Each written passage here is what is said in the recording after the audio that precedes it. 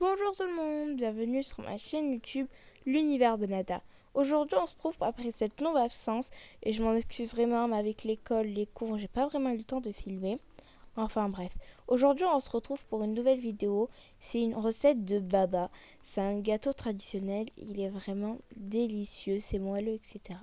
Donc pour la pâte on aura besoin de 100 g de farine, de 50 ml de lait tiède, de 5 g de sucre, d'une pincée de sel, de 5 g de levure boulangère, d'un œuf, de 25 g de beurre et des zestes d'un citron. Ensuite, on vient prendre un bol et on y met le lait qui doit être tiède, la levure boulangère et on y rajoute le sucre. Et on vient mélanger. Le sucre, il va favoriser le travail de la levure. Donc là, on vient mélanger et on va le mettre de côté.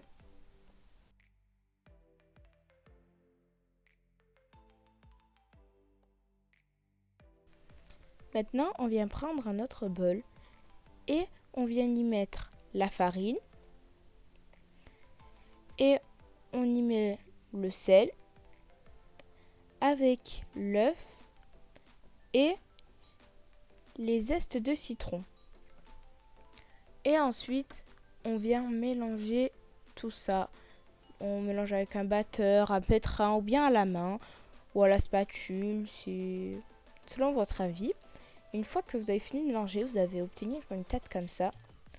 Et on vient prendre le mélange de tout à l'heure et on vient le verser sur la pâte et on vient continuer de mélanger. Voilà.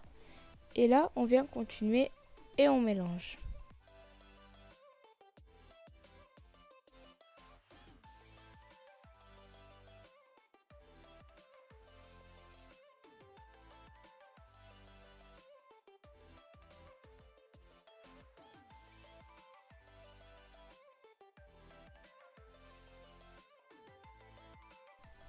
Donc, une fois qu'on obtient une pâte comme ça, lisse, homogène et tout, on vient rajouter le beurre.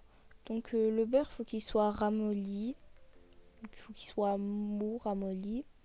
Et on vient continuer de mélanger jusqu'à ce que le beurre il rentre bien dans la pâte. Et aussi, il y a quelques farines qui absorbent trop le lait, etc. Et si vous obtenez une pâte trop sèche, ben, vous pouvez rajouter un peu de lait.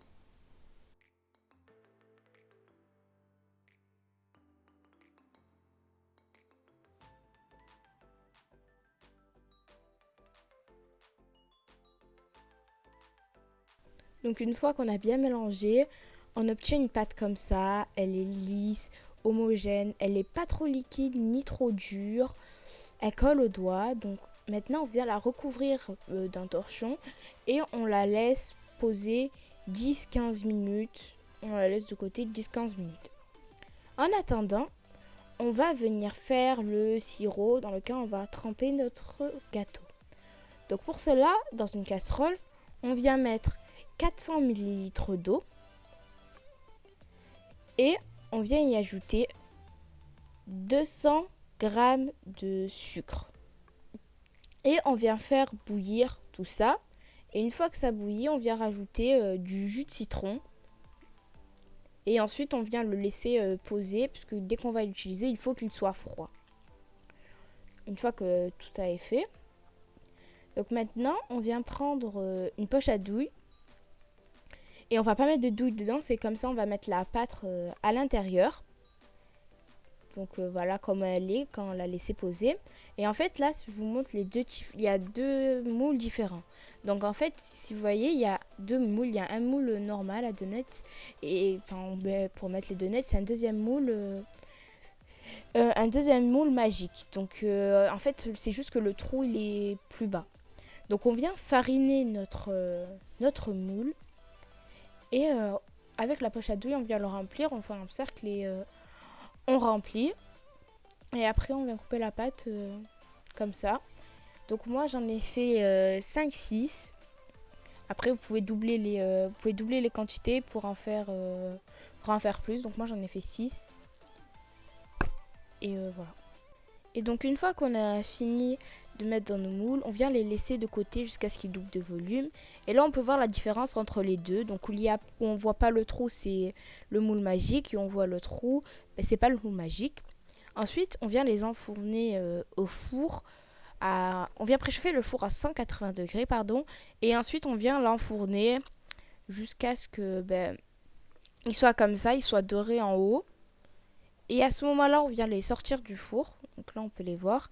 Et juste à ce moment-là, on peut les sortir du four. Et on vient les démouler. Il faut faire attention parce que c'est vraiment très très chaud et ça brûle. Moi, là, je me suis brûlée plusieurs fois ici. Il faut vraiment faire attention. Et on les retire tous.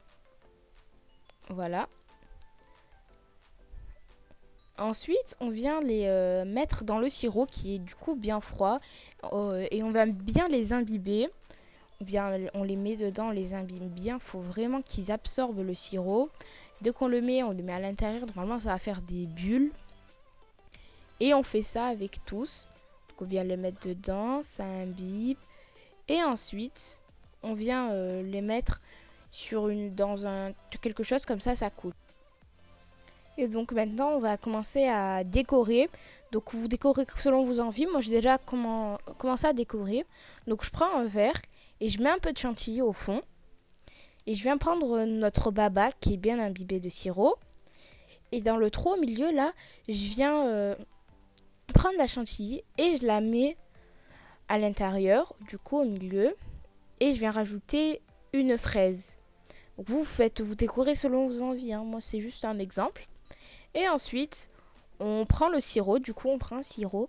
Et on vient mettre sur la fraise et sur notre baba. Comme ça brille bien, etc.